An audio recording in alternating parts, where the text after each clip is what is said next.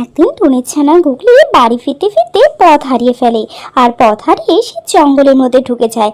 জঙ্গলের এদিক ওদিক সে রাস্তা খুঁজতে থাকে বাড়ি ফেরার, কিন্তু কোথাও পায় না। যেতে যেতে সে একটা আপেল দেখতে পায়।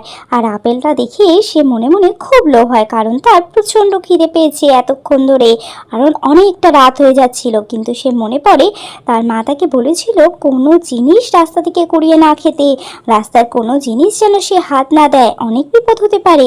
কিন্তু তার তো বেজায় খিদে পেয়েছে, সেই কারণে সে আপেলটাকে সঙ্গে সঙ্গে তুলেই খেয়ে নেয়। সেই সময় তার মাও চলে আসে, আর গুগলি বাড়ি থেকে যেতে যাবে তখনই হয়ে যায় একটা টুনি ভূত।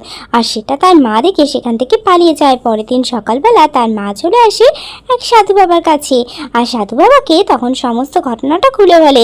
সাধু বাবা কিছু একটা আন্দাজ করতে পারে এবং তারপরে টুনিকে একটা চকলেট দেয়, আর বলে সেই চকলেটটা ভূতটাকে যদি কোনোভাবে খাইয়ে দিতে পারে তাহলেই আবার সে গুগলিকে ফিরে পাবে।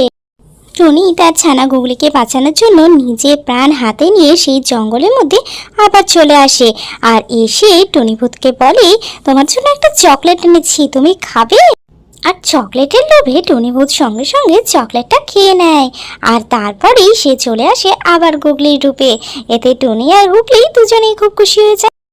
ছোট্ট বন্ধুরা, আমার গল্প তোমাদের কেমন লাগছে তোমরা কিন্তু অবশ্যই কমেন্ট করে জানিও। আর তার সাথে লাইক, শেয়ার, কমেন্ট, সাবস্ক্রাইব করতে ভুলো না।